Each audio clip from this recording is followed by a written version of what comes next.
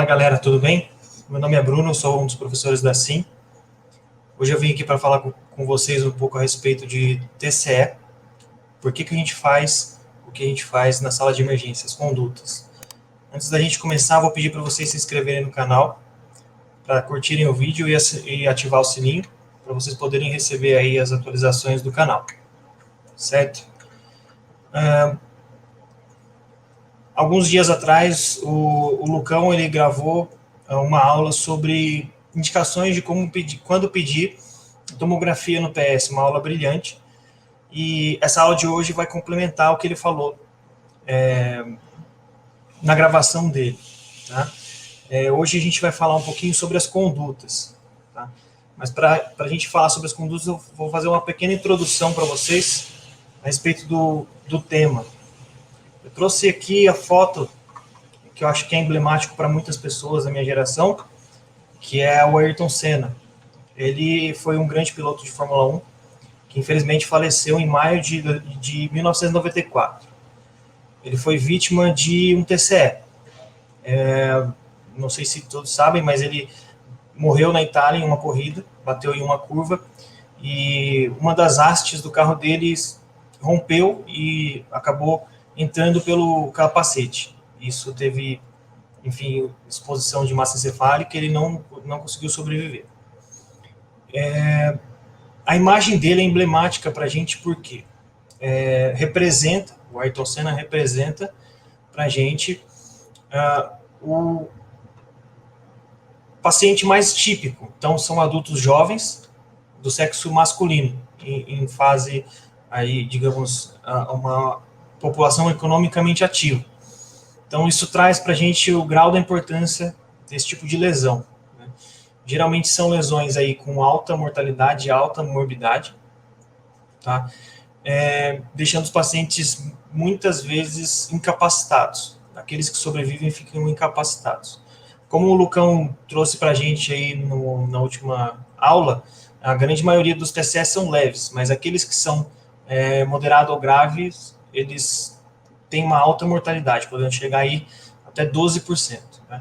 O mecanismo envolvido, na maioria dos casos, a gente tem aí quedas, principalmente nos extremos de idade, então crianças e idosos, e acidentes de trânsito e acidentes violentos, que vai contemplar aí os adultos em idade mais jovem, certo?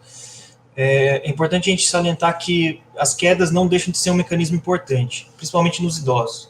Os idosos, eles têm uma certa fragilidade, então, mesmo que você receba aí no seu plantão um idoso que teve uma queda da própria altura, isso não quer dizer que ele não vai ser uma vítima grave, que não vai ter complicações graves desse TCE. Tá certo? Então, eu vou trazer para vocês já logo de cara quais são as condutas que a gente tem de principal para tomar no primeiro atendimento de um paciente com TCE. São essas aqui que estão na tela. E eu já vou trazer logo de cara porque o nosso plano é discutir cada uma dessas condutas e discutir o motivo delas, por que a gente faz cada uma delas. Eu vou esmiuçar cada uma delas, tá? Então, essa primeira aqui, prevenção de lesão secundária, ela é a base para todas as nossas outras condutas, tá certo? A gente vai ficar voltando nesse conceito de lesão secundária. Então, para a gente saber o que é uma lesão secundária, a gente tem que saber o que é a primária. Então, a lesão primária é toda aquela lesão causada pelo trauma, tá? Então, é aquela lesão direta, o hematoma epidural, hematoma subdural, a lesão de golpe, contragolpe, concussão, são todas lesões primárias. E as lesões secundárias? Elas vêm num contexto de uma piora, tá, da lesão primária. Então, são aquelas lesões que são causadas ou pela falta de cuidado ou até mesmo pela iatrogenia, certo? E é isso que a gente vai tentar evitar, tá? Tentar evitar piorar a lesão primária.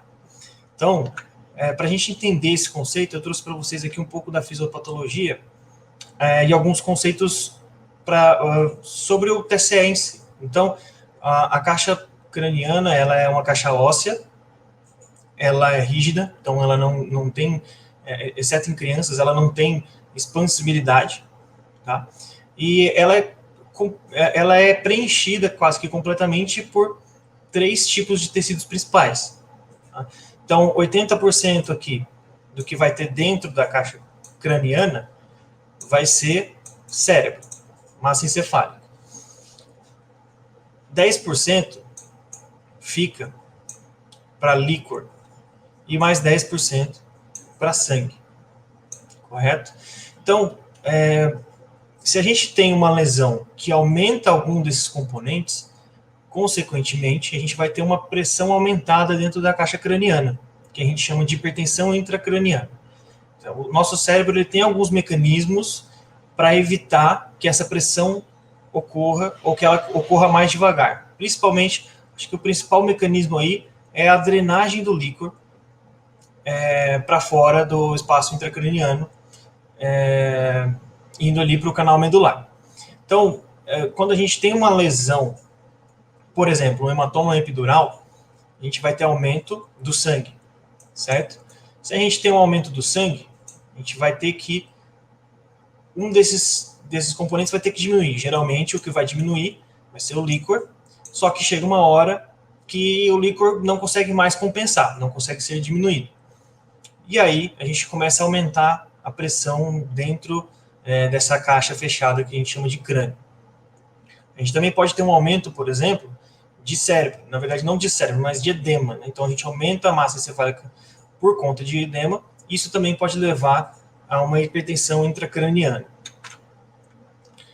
E outro conceito que a gente tem que ter em mente aí é como que funciona a hemodinâmica cerebral.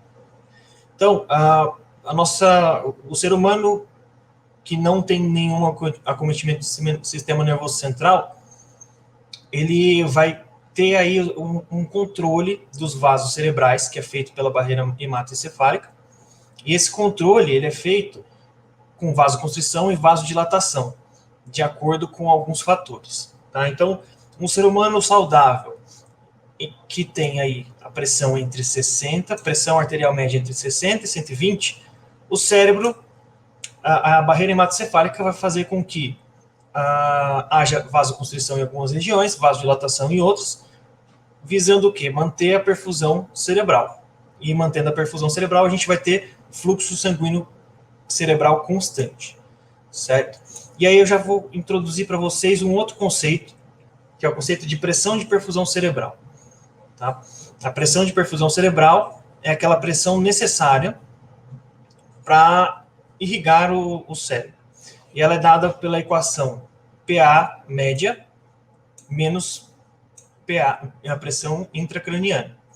Então, o paciente que tem um TCE, ele vai ter a barreira hematoencefálica não funcionante ou disfuncional, né? Não vai estar perfeitamente funcionante. E isso já é um problema por si só. Mas ele tem um outro problema, o problema da pressão intracraniana aumentada. Então, veja só, se a gente tem uma pressão intracraniana aumentada, essa subtração vai diminuir e a pressão de perfusão cerebral vai ser menor. Como que o nosso corpo corrige isso? Aumentando a PA média, né? E aí a gente vai já entender o porquê que esse paciente não pode ficar hipotenso.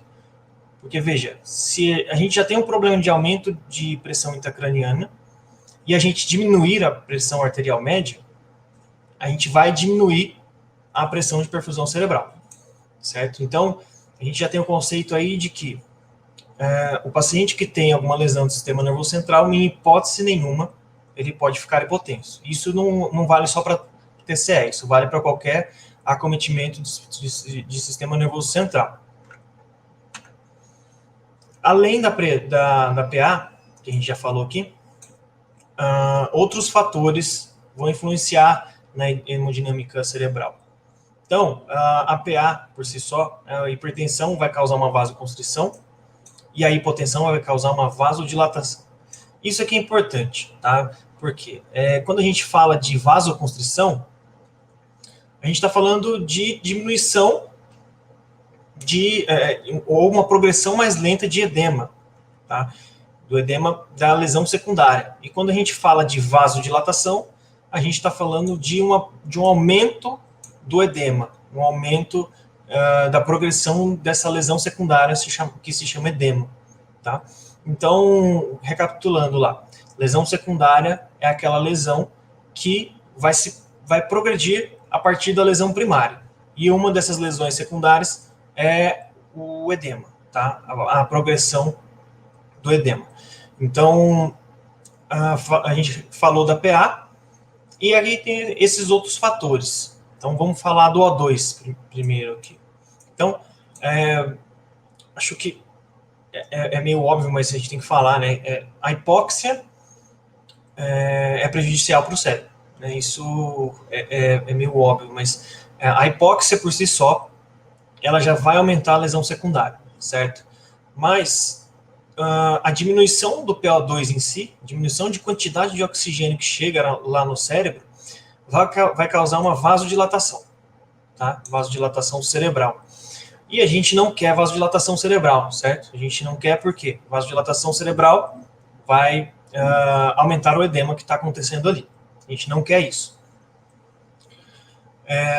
A gente também não quer, além da hipóxia, que também a hipóxia por si só vai levar à morte de células cerebrais, a hiperóxia também não é algo que a gente quer, porque vai aumentar radicais livres e isso vai ser citotóxico. Isso vai aumentar a progressão de lesão secundária. Falando agora do CO2. Então, CO2 é um outro gás que compõe o sangue, né? E a gente sabe que quanto maior o CO2, quanto maior o PCO2, maior a vasodilatação que a gente vai ter no cérebro, tá? Então é o contrário do oxigênio.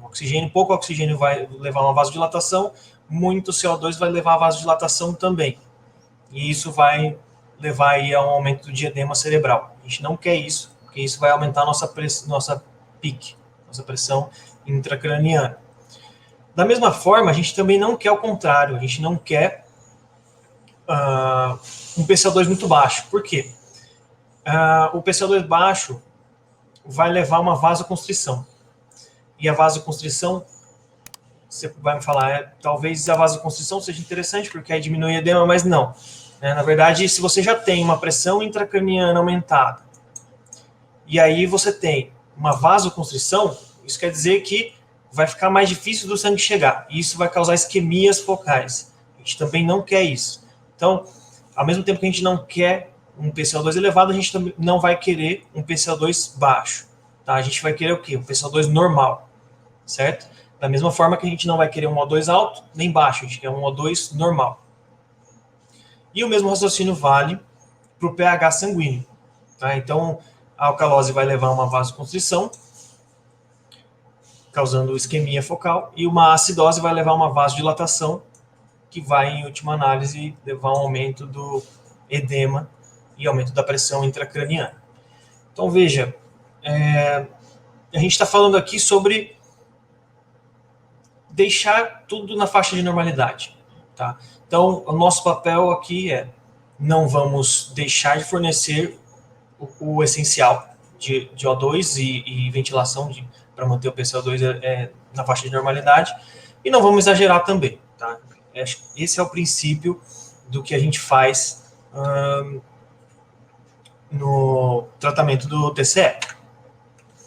E aí, o próprio cérebro ele tem os mecanismos, como eu tinha falado lá, compensatórios, né? Conforme a pressão intracraniana vai aumentando, ele vai ter os seus mecanismos fisiológicos para tentar compensar o espaço ali. Ele consegue compensar um espaço de até 100 ml. Tá? Passou de 100 ml de volume extra que tá surgindo ali dentro do crânio, a pressão intracraniana vai aumentar vertiginosamente. Então, esses conceitos foram os conceitos básicos para a gente entender todos os outros passos da nossa conduta inicial. Tá? E acho que vamos começar a falar agora do atendimento inicial, né? Para a gente entender por que a gente faz o atendimento inicial, né, do jeito que a gente faz. Então, a gente preconiza o atendimento inicial sistematizado pelo ATLS. E esse é um atendimento sistematizado para que a gente não coma a bola, para que a gente não deixe passar coisas importantes. Eu vou destrinchar aqui e a gente vai entender cada uma das condutas que a gente faz. Então, o sistema que a gente usa é o ABCD, e no A a gente vai avaliar a via aérea. Por que isso é importante? Por que a gente tem que avaliar e, se necessário, garantir uma via aérea avançada, uma via aérea definitiva? Por proteção e patência. Lembrar que o paciente vítima de TCE não pode fazer hipoxemia. Isso a gente viu lá atrás. Hipoxemia é deletério para esse paciente. Então, a gente não pode correr o risco, por exemplo, dele broncoaspirar, que é muito frequente, né? Broncoaspirar sangue, broncoaspirar secreção, próprio vômito. Esses pacientes vomitam muito. Então, a gente tem que garantir, primeiro, uma proteção e, segundo, a patência. O que isso significa? Significa que é um paciente que, a qualquer momento, ele pode ter uma obstrução. Uma obstrução por queda de base de língua, uma obstrução pelo próprio sangue. Então, a gente tem que garantir que esse pulmão vai receber a ventilação adequada. E isso começa lá na via aérea. E é por isso que, quando a gente detecta um paciente com TCE, e esse TCE tem um Glasgow menor ou igual a 8, a gente vai entubar. Por quê? Porque a gente precisa garantir que ele seja bem ventilado. Passando para o B, mesmo princípio. A gente tem que garantir que ele tem uma ventilação adequada e uma oxigenação adequada. Então, isso, em outras palavras, quer dizer que a gente não pode deixar ele hipoxêmico por motivo algum. Tá? E o paciente vítima de trauma, principalmente politrauma, ele tem muitos motivos para desaturar. Por exemplo, ele pode ter um pneumotórax, ele pode ter um hemotórax, pneumotórax aberto, uma contusão pulmonar. São vários os motivos aí que podem levar o paciente a ter uma saturação mais baixa, e essa saturação mais baixa lá na frente, né, na lesão secundária, vai ter uma influência importante no desfecho. Então aqui, essencial, uma avaliação completa, avaliando se ele está ventilando bem, e segundo, se ele tem algum acometimento que cause uma dessaturação. Tá? Aqui também no B, a gente já avalia a possibilidade de alguma lesão que possa causar choque. Né? Só lembrando aí das lesões principais do B que podem causar choque, é o pneumotórax hipertensivo e o hemotórax maciço. São duas condições aí muito importantes que a gente tem que detectar. Por quê? Lembrando lá no comecinho, a hipotensão é uma coisa muito ruim. A gente pode diminuir a nossa pressão de perfusão cerebral, e isso pode desencadear aí até uma morte cerebral do paciente. Então aqui, a gente tem que ficar muito atento para essas condições, e se presentes a gente tem que corrigir. No C, a gente vai avaliar a hemodinâmica, e aqui acho que é mais óbvio, né? A gente vai procurar por sinais de choque, sinais claros de choque. Então, além da PA e da frequência cardíaca, a gente procurar ativamente por tempo de enchimento prolongado, pele moteada, pele fria e pegajosa, débito urinário, e a gente realmente se certificar de que o paciente não está chocado, por aquele mesmo motivo que a gente disse lá no começo. O paciente não deve ficar, em hipótese alguma, chocado, com PAM diminuído. E, por fim, a gente está falando de TCE, né, e a avaliação neurológica chega no D, mas a gente viu que os passos anteriores à avaliação neurológica são tão importantes, se não mais importantes, do que a própria avaliação neurológica, né? Essa avaliação, ela entra mais num caráter diagnóstico, né? Aqui a gente vai abrir nossas hipóteses diagnósticas para uma possível lesão de sistema nervoso central e para até detecção aí já de complicações, né? De lesões mais avançadas. Então, estou falando de hipertensão intracraniana, e herniação cerebral. Então aqui é a nossa avaliação neurológica, em que a gente vai detectar e, se necessário, tomar as medidas, que a gente vai comentar um pouquinho mais para frente. Então, já que eu toquei no assunto de hipertensão intracraniana,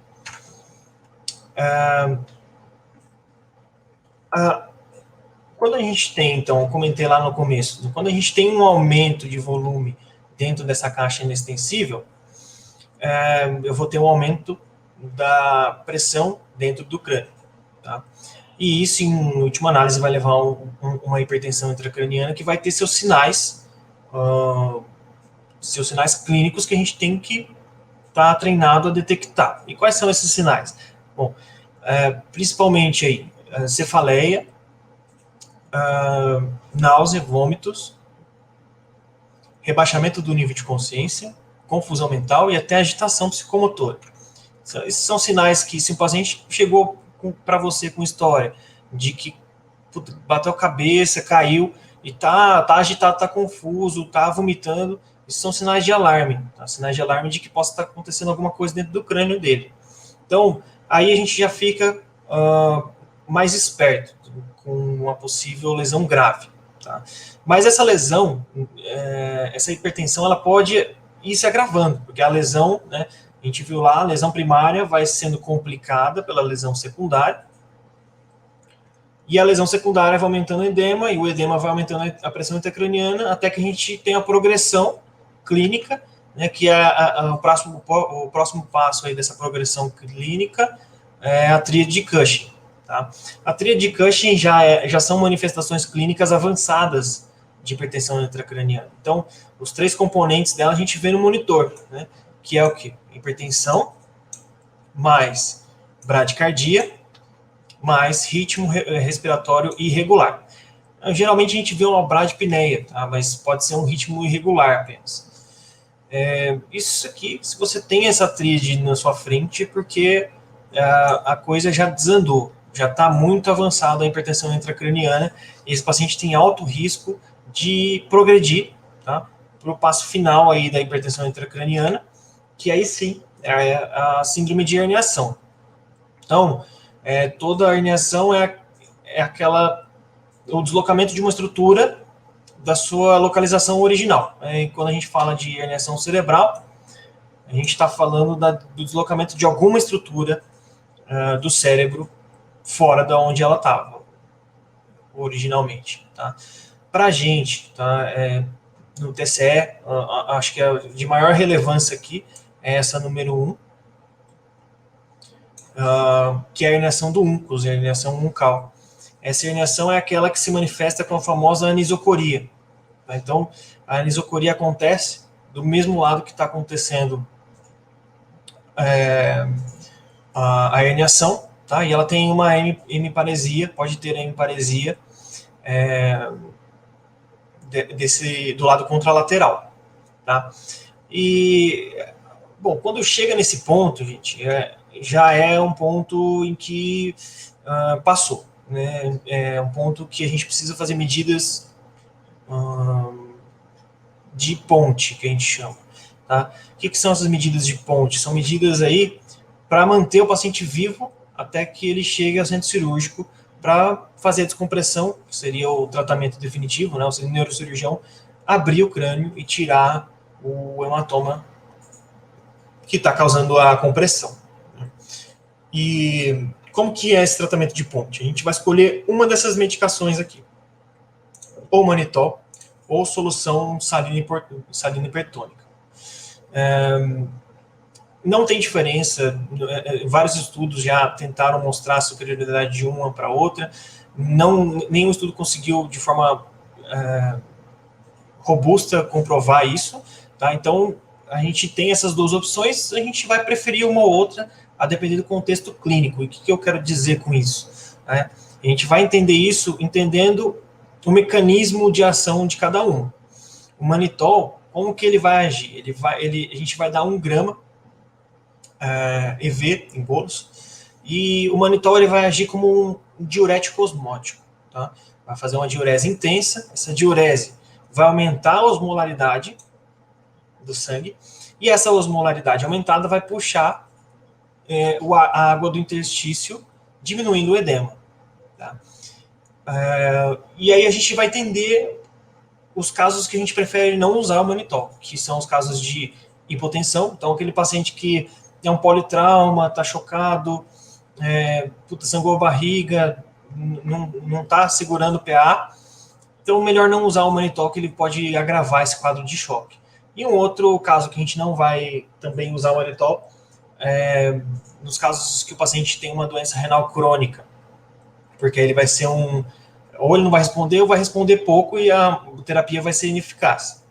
Tá? E aí, nesses casos, a gente vai dar preferência aí para a solução hipertônica a 20%. Tá? Então, a gente tem disponível no mercado, né, ampolas de 20%, elas vêm em 10 ml. A gente vai fazer de 30 a 60 ml EV em bolos a cada 6 horas. A gente vai repetir isso até que o sódio chegue a 160. Então, a partir do momento que o sódio bate 160, a gente não tem mais benefício de fazer essa medida. Tá? Mas lembrar que são medidas de ponte, tá? Não adianta fazer isso se o paciente não vai subir para o centro cirúrgico. Isso aqui é só para segurar as pontas até que o paciente possa ser realmente subir e realizar a descompressão. E tem uma terceira conduta aqui, que é a hiperventilação. A gente tinha comentado lá atrás, né, que o PCO2 mais baixo, ele causa vasoconstrição. A gente faz o PCO2 ficar mais baixo com hiperventilação. Então, lembrar aqui que o paciente está na nossa mão, né, ele está entubado, né, o paciente que está, né, herniado, ele deve estar entubado, né, Glasgow menor do que 8, e ele vai estar lá na nossa mão, a gente pode lançar mão desse recurso, mas isso aqui não é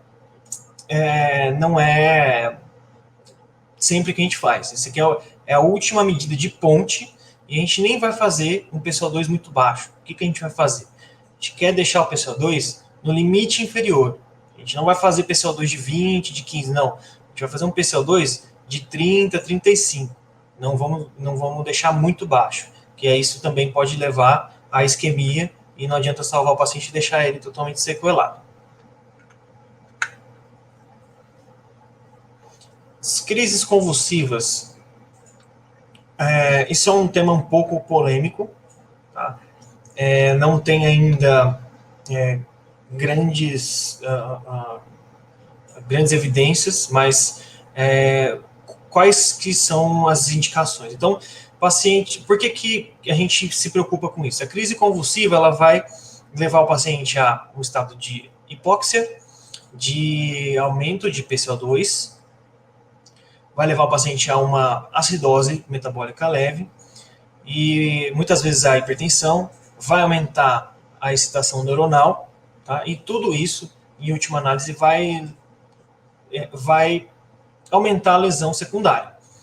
São coisas que a gente não quer. Então, crise convulsiva é uma coisa que não é legal um paciente com TCE ter. Isso é um fato, tá? Mas a gente vai entrar com profilaxia para todo mundo? Isso é uma resposta ainda não respondida de forma eficaz. Tá?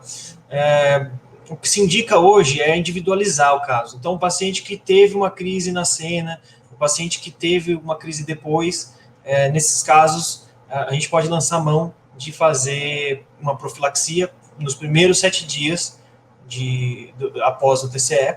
A gente geralmente faz com a fenitoína, mas o anticonvulsivante de escolha é o levetiracetam, que a gente não tem amplamente disponível. Então, a gente acaba fazendo fenitoína mesmo, certo? Mas, de novo, é um tema polêmico que não tem muita definição ainda. Reversão de anticoagulante. Então, aqui, na verdade, é reversão de anticoagulantes e antiplaquetários, tá? É uma população muito frequente no pronto-socorro, né? Aquele paciente que toma um AS, toma um Marevan, frequentemente eles batem a cabeça, infelizmente. E aí, o que fazer, né? A gente tem que tomar uma conduta frente àqueles pacientes que foram detectados aí com um sangramento. Então, chegou um paciente que toma uma dessas medicações, fez a toma veio com sangramento, a gente vai ter que reverter o processo aí de anticoagulação ou o processo antiplaquetário. No caso de terapia antiplaquetária, o que a gente pode fazer por esses pacientes é dar mais plaquetas, tá? Por quê? Porque eles têm plaquetas, mas essas plaquetas não são funcionantes. Então, a gente precisa dar plaquetas funcionantes para esses pacientes, tá? No caso de pacientes que fazem uso de warfarina, a medicação de escolha é o complexo protrombínico. Não é amplamente disponível, tá? Então, o que a gente tem mais frequentemente aí é o plasma fresco congelado, na dose aí de 15 a 20 ml por quilo, mas fazer com cuidado, né, porque muitos dos pacientes não vão tolerar o volume que a gente faz, eles podem entrar em processo de congestão, principalmente o paciente mais idoso, que tem cardiopatia, nefropatia, a gente tem que ficar muito esperto com os sinais de congestão para esses pacientes, tá? A vitamina K, ela entra aí como uma medida adjuvante, mas lembrar que ela sozinha não é suficiente, ela demora para agir, então, o paciente bateu a cabeça, toma uma Marevan, fez a toma, detectou sangramento, plasma fresco congelado e vitamina K. No caso de pacientes que usam heparinas, tanto a não fracionada quanto a de baixo peso molecular, a gente vai fazer uso da protamina, tá? A gente sabe que para a heparina de baixo peso molecular, a enoxaparina, a protamina não é tão eficaz, mas é o que a gente tem para fazer. Então, a gente não vai ter muita escapatória aí. Tá? E no caso dos NOACs, a gente vai aí, tem os antídotos específicos, mas na falta deles, o que a gente pode fazer ali é um complexo protrombínico, mas não é o ideal, tá? E o Transamin? A gente vive falando do Transamin para várias coisas na emergência, né? O Transamin é uma droga amplamente utilizada e, por conta disso, amplamente estudada na emergência, né? Já fizeram essa pergunta e já responderam essa pergunta, né? Vale a pena fazer Transamin para paciente que teve um TCE? Né, e testaram isso no CRASH 3. Então, eles viram lá, fizeram um estudo grande, e eles viram que vale a pena sim, mas aí vale a pena para um grupo específico, não é todo mundo que se beneficia, tá? Então, quem que a gente vai fazer? No TCE de classificação moderada, tá? Que é o Glasgow entre 9 e 13. TCE grave não teve benefício, TCE leve, isso ainda é discutível, mas a gente não, a princípio, não indica para quem tem TCE leve, só no TCE moderado. E, além disso, não pode ter mais do que 3 horas do ocorrido também, tá? Quanto antes fizer, melhor o benefício, tá? E qual que é a dose? Então, a dose, muita gente confunde. Então, a gente vai fazer 1 grama, a gente dilui isso em 10 de soro, e corre isso em 10 minutos. A gente dilui em 100 de soro e corre em 10 minutos.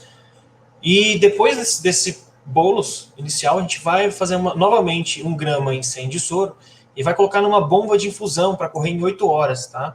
Não vai deixar o Transamin de 8 em 8, que eu vejo muito por aí esse tipo de prescrição. E não é. É ver ao longo de 8 horas, não é de 8 em 8 horas, tá? E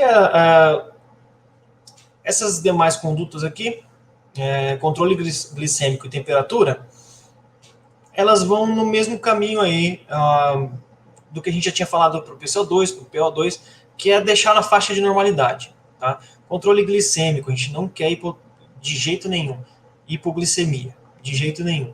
Tá? Então, ao mesmo tempo que a hiperglicemia, menos mal do que a hipoglicemia, mas também é deletério. Então, qual que é o nosso alvo? Também não tem consenso na literatura sobre o alvo ideal, tá? Mas a gente traz um número entre 140 e 180. Tá? Fazer o controle com um destro de horário, glicemia capilar de horário e insulina regular. Tá?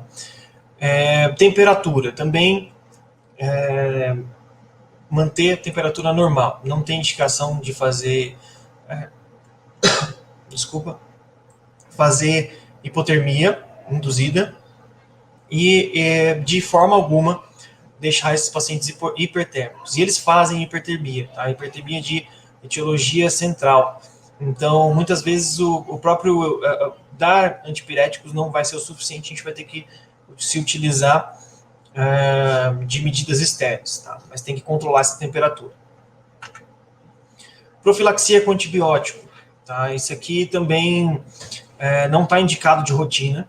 Então, a gente só vai indicar profilaxia para pacientes que tiveram aí o TCE penetrante, principalmente arma de fogo, tá? Então, nesses casos específicos, a gente vai entrar com profilaxia com uma céfalo de terceira, geralmente ceftriaxone, tá? 2 gramas de 12 em 12. E em alguns casos, a depender do ambiente que ocorreu, ou se for por arma de fogo, vai associar aí cobertura para anaeróbio, geralmente metronidazol. Como é induzido, o que eu quero dizer com como é induzido? Que a gente está falando de sedação, tá? Então, a gente está lidando com um paciente grave, tá? Estou falando do paciente que foi entubado, Glasgow menor ou igual a 8, ou que teve uma deterioração clínica importante. Nesses casos, a gente prosseguiu com a intubação lá no atendimento inicial, a gente vai deixar esse paciente profundamente sedado. A gente usa uma escala de sedação chamada RASS, R-A-S-S, que vai de 4, onde o paciente está muito agitado, a menos 5, onde o paciente está profundamente sedado. Esse profundamente sedado a gente avalia com resposta motor ao estímulo doloroso. E a resposta tem que ser, na verdade, a resposta ausente. Então, é nesse nível de sedação que a gente quer chegar, tá? E a droga de escolha que a gente faz uso é o Propofol. Por quê? O Propofol, além dele sedar, ele tem um efeito de diminuição de atividade das células do sistema nervoso central. Então, ele ajuda, além de tudo, além de sedar, ele ajuda a diminuir lesão secundária. Só tomar um pouco de cuidado com o Propofol, porque ele tem um poder vasodilatador bem importante, ele pode causar hipotensão, tá? E lembrando, mais uma vez, a gente não quer hipotensão. O Propofol, ele acaba fazendo mais hipotensão se ele for feito em bolos, tá? Então, procurar evitar fazer bolos nesses pacientes com Propofol. Além da sedação profunda, a gente também tem que deixar uma boa analgesia. E a gente aí, quando está falando de analgesia, principalmente paciente sedado, a gente vai falar de fentanil, tá? E a gente quer analgesia porque a analgesia ela vai contribuir para a progressão da lesão secundária, como descarga adrenérgica, aumentando a frequência cardíaca, enfim, a gente não quer nada disso, a gente faz uma boa analgesia com fentanil. Tá?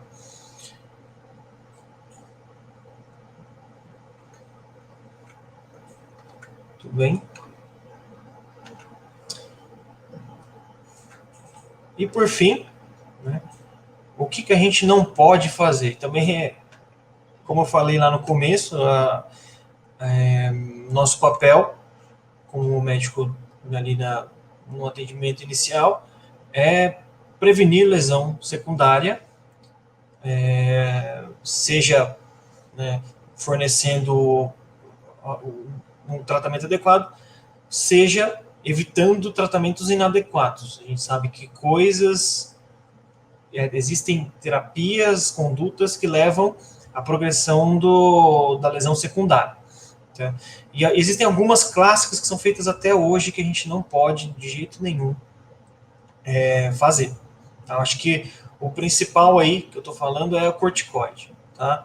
Então, a gente fala muito de CRASH 2, CRASH 3. Bom, existe o CRASH 1. O CRASH 1 foi aquele estudo que avaliou o uso de corticoide no contexto de TCE. E eles viram que não tinha alteração de desfecho, ao passo que o uso do corticoide culminou em várias complicações secundárias ao uso de corticoide que a gente sabe que existem. Então, não tem por que a gente fazer corticoide nesse contexto, tá? Então, está contraindicado Isso é uma conduta que é muito frequente até hoje aí em vários serviços.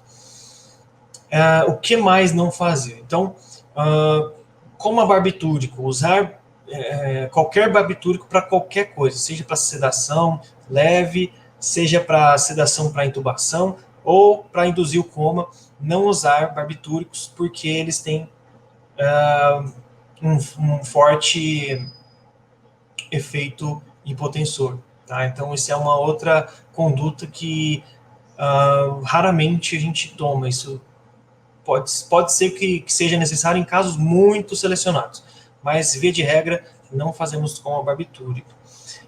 O que mais que a gente não pode fazer? Tá? A gente não pode fazer hipotermia direcionada. Por quê? A hipotermia direcionada ela pode levar a shivering. O paciente começar a fazer tremor, e isso pode levar a um aumento de PCO2, e esse aumento de PCO2 vai culminar lá na vasodilatação. E a vasodilatação vai aumentar a pressão intracraniana, e aí, progressão de lesão secundária. A gente não quer isso também. Tá? E o que mais? A gente vai lidar muito com aquele paciente vítima de TCE, que chegou ali no Glasgow 12, Glasgow 11, que está agitado. Começa a agitar, começa a dar um pouco de trabalho, no sentido de querer ir embora, enfim. A gente tem que tomar um pouco de cuidado com esses pacientes, porque a nossa primeira reação é o quê? Bom, vamos sedar, né? Vamos sedar esse paciente, porque ele vai estar causando risco para si mesmo e para a equipe. Bom, a gente tem que tomar um pouco de cuidado com a sedação desses pacientes, porque a gente perde um parâmetro neurológico. Então, conduta individualizada nesses casos, tá? Por quê? Porque a gente vai sedar, né? Vai perder o parâmetro neurológico. Então, documentar, faz um exame neurológico bonitinho, documenta as alterações que ele tinha naquele momento, e aí sim parte para sedação, para intubação, seja lá o que a gente precise fazer. Tá? Isso é muito importante. Um primeiro exame neurológico bem feito. E é importante também, né, a gente dá prioridade para sedativos, principalmente sedativo de uso contínuo, que a gente tinha comentado do coma induzido, para o Propofol, porque o Propofol é um sedativo o Propofol é um sedativo de curta duração. Então, se a gente precisa fazer uma reavaliação neurológica, a gente desliga a infusão, e aí, em alguns minutos, a gente tem a recuperação do nível neurológico desse paciente. Certo?